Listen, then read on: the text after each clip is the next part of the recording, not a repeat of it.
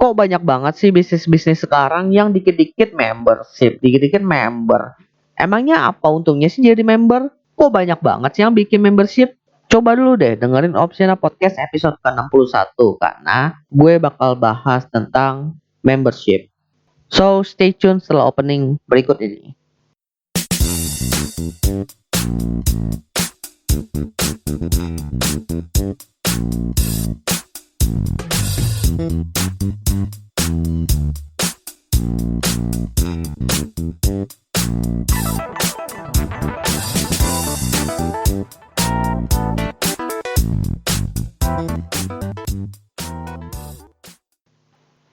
Halo semuanya, balik lagi bareng gue Dun di Opsiana Podcast episode ke-61. Di episode kali ini, gue gak mau begitu panjang lebar, tapi gue pengen ngebahas salah satu, bisa dibilang ini konsep marketing di suatu bisnis yang udah sering banget, atau bisa dibilang cukup banyak juga diterapkan oleh orang-orang yang punya bisnis tentunya. Dan bisa dibilang ini adalah strategi yang cukup efektif karena bisa dibilang ini strategi juga bukan strategi yang baru tapi strategi lama, tapi udah diterapkan berpuluh-puluh tahun, pokoknya udah banyak banget. Nah, yang pengen gue bahas di sini adalah strategi membership. Kita coba telah dulu apa itu membership. Membership itu bisa dibilang terbentuk dari kata member dan relationship, di mana member itu adalah anggota dan relationship adalah hubungan. Makanya member relationship itu adalah hubungan keanggotaan. Hubungan keanggotaan terhadap apa? Terhadap suatu bisnis. Mungkin buat kalian itu udah familiar lah dengan istilah membership ini karena memang kata membership ini udah diterapkan banyak, bukan cuma di bisnis yang komersil tapi juga untuk lembaga non komersil pun banyak menerapkan membership ini. Dan sebenarnya tujuan dari adanya membership ini adalah untuk membangun sebuah komunitas, di mana orang-orang yang masuk ke dalam komunitas ini memang memiliki maksud dan tujuan tertentu. Kemudian, yang biasanya menjadi maksud atau tujuan orang bergabung ke dalam membership ini atau komunitas itu biasanya didasarkan kepada benefit yang ditawarkan dari organisasi atau orang yang membentuk komunitas tersebut. Nah, biasanya yang ditawarkan itu benefitnya berupa penawaran-penawaran menarik, bisa berupa diskon atau promo. Tapi belakangan muncul banyak membership itu yang menawarkan fitur-fitur menarik jika bisa bergabung ke dalam komunitas tersebut. Gua ambil contoh dari kasus beberapa e-wallet yang pernah gue pakai, di mana kasusnya ini familiar dan similar, di mana ketika kita menggunakan e-wallet tersebut, kita itu jika tidak menjadi member, kita cuma ditawarkan untuk bisa melakukan transaksi dan juga menyimpan uang kita di e-wallet tersebut. Ya, gue ambil contoh di OVO, di GoPay, dan di Dana. Tapi ya, ketika kita itu menjadi member, kita akan diberikan fitur tambahan, yaitu fitur transfer uang, which is ya, untuk e-wallet itu bisa dibilang ini fitur yang salah satu fitur krusial. Dan karena ini menjadi fitur yang krusial dan menjadi kebutuhan bagi kita, akhirnya kita pun mendaftar menjadi member dari e-wallet tersebut. Jadi intinya benefit yang didapatkan itu bisa berupa yang pertama memang karena kebutuhan, yang kedua memang karena ada entertain itu bisa berupa diskon atau promo yang ditawarkan. Mungkin di antara kalian itu bertanya-tanya, kenapa sih organisasi itu membuat konsep membership di organisasi mereka? Sebenarnya ada beberapa alasan, tapi alasan utamanya adalah agar organisasi tersebut dapat keep in touch dengan para customernya.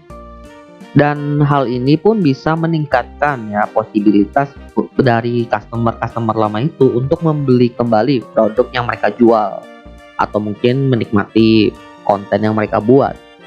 Gue ambil contoh, misalnya lu itu buka toko online dan lu jualan produk, dan ada orang atau customer yang beli produk lu. Ketika dia beli produk lu dan udah bayar dan barangnya sudah lu kirim, transaksi selesai, ya udah, hubungan lu dengan customer tersebut pun udah berhenti juga atau udah putus.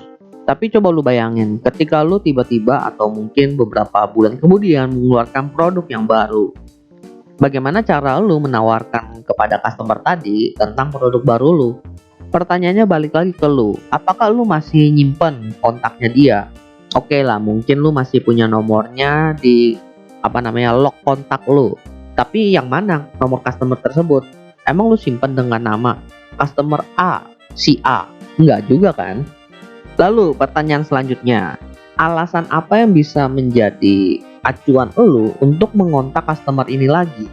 Oke, mungkin alasan lu adalah lu berharap dia itu bakalan beli produk lu lagi dan mungkin dia tertarik dengan produk lagi.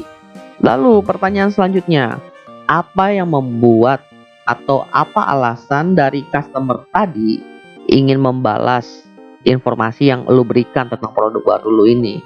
Men, dia itu nggak punya trigger untuk mengontak balik atau mungkin menjawab tawaran lu. Satu-satunya harapan lu ya tinggal menunggu interestnya dia atau mungkin kebutuhan dia aja akan produk lu tersebut, baru dia mau ngontak lu. Makanya dengan adanya membership ini, yang pertama, lu bisa mendata data customer lu itu dengan lengkap dan lebih personal. Artinya lu bisa tahu namanya, lu bisa tahu mungkin nomor teleponnya atau mungkin emailnya. Sehingga lu punya alasan kenapa lu nyimpan kontak customer lu yang lama.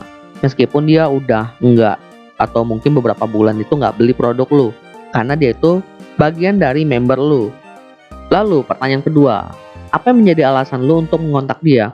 Karena dia adalah anggota member lu sehingga lu ingin membagikan informasi tentang produk yang baru lu buat. Lu ingin agar member lu itu tetap update tentang bisnis lu, tentang produk lu, sehingga ada alasan lah lu memberikan dia update setiap hari atau mungkin setiap bulannya. Lalu yang pertanyaan ketiganya, apa yang membuat customer tersebut ingin membalas informasi yang telah lu berikan? Alasannya karena dia telah bergabung menjadi member lu dan artinya dia itu punya kebutuhan atas informasi atau benefit yang lu tawarkan. Tapi ini biasanya diperkuat dengan konsep membership yang berbayar. Sehingga apa yang lu berikan kepada mereka itu menjadi berharga karena mereka telah membayar untuk bergabung menjadi member lu. Itu adalah beberapa alasan kenapa orang membuat sebuah membership. Nah, ada alasan lainnya ya karena dengan ada membership itu bisa menambah profit dari organisasi atau bisnisnya. Ya karena ketika dia udah menjadi member dan lu memberikan informasi terbaru tentang produk lu, artinya kemungkinan dari customer tersebut untuk membeli produk lu itu meningkat sehingga penjualan lu pun bisa meningkat. Kemudian, kalau lu menerapkan konsep membership berbayar, artinya lu akan mendapatkan profit tambahan juga atau revenue tambahan sih, belum nyampe profit biasanya. Revenue tambahan dari pembayaran membership itu. Dan penagihannya itu pun beragam. Ada yang setiap bulan, ada yang setahun. Ya itu tergantung lah dari bisnisnya itu ingin menerapkan dalam kurun waktu berapa lama.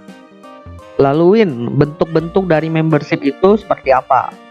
Oke, kita kan udah tahu nih bahwa membership itu adalah sebuah komunitas atau sebuah kelompok.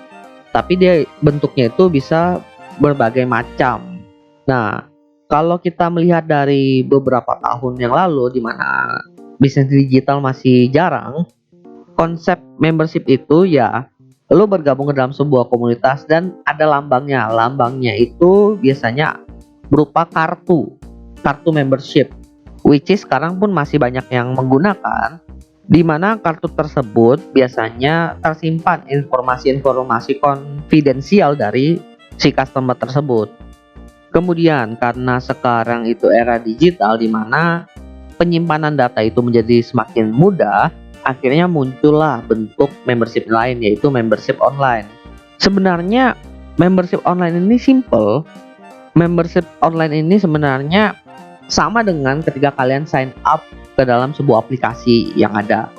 Entah melalui website, entah melalui mobile apps.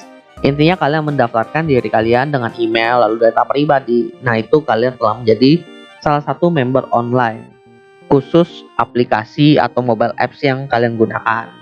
Nah, membership online ini biasanya kalau dari IT itu kita menyebutnya dengan istilah users. Lalu ada istilah lain dari membership online ini yaitu subscriber. Mungkin kalian udah familiar dengan istilah subscriber ini di YouTube, di mana mereka itu mengikuti sebuah channel untuk mendapatkan update-update terbarunya. Lalu bedanya users ini dengan subscriber itu apa, Win? Sebenarnya lebih bedanya itu dilihat dari tujuan penggunaan aplikasinya. Kalau users itu dia itu menjadi member karena dia itu menggunakan aplikasi tersebut secara langsung. Artinya dia menggunakan fitur-fitur yang memang ada atau ditawarkan. Tapi kalau subscriber itu lebih ke arah gue mendapatkan informasi atau update terbaru dan gue mau take action nggak atau membuat sebuah keputusan dari informasi yang diberikan ini. Artinya kalau users itu lebih ke arah using the features, sedangkan kalau subscriber itu making decision. Jadi seperti itulah membership atau bentuk-bentuk membership yang ada saat ini. Oke, gua rasa itu aja yang ingin gue bahas di episode 61 kali ini. Semoga bermanfaat. Jangan lupa follow Instagram Opsiana di @opsianamedia dan juga subscribe channel Opsiana Podcast dengan cara klik link di bio. Karena dengan mensubscribe channel Opsiana, kalian bakalan dapat update podcast terbaru dan juga gue ada podcast premium yang membahas tentang product development. So, buat yang dengerin Opsiana Podcast, tolong di subscribe dan juga share kalau menurut kalian konten ini dapat membantu teman kalian atau mungkin orang-orang di sekitar kalian. Well, opsi ada di tangan kalian. Saat ini, membangun sebuah komunitas merupakan hal krusial yang harus dilakukan oleh bisnis dan juga organisasi. Dan konsep membership ini merupakan salah satu cara saja yang bisa diterapkan untuk memaintain komunitas yang ada di bisnis kalian. Tapi bukan berarti konsep membership ini merupakan konsep komunitas yang mutlak. Kalian bisa mencari konsep-konsep lain yang mungkin lebih sesuai dengan komunitas bisnis kalian. So, jangan terpaku kepada satu konsep saja, melainkan carilah di luar sana karena masih banyak konsep untuk membangun komunitas yang baik dan benar. Sekian dari gue Edwin Opsiana Podcast. Thank you.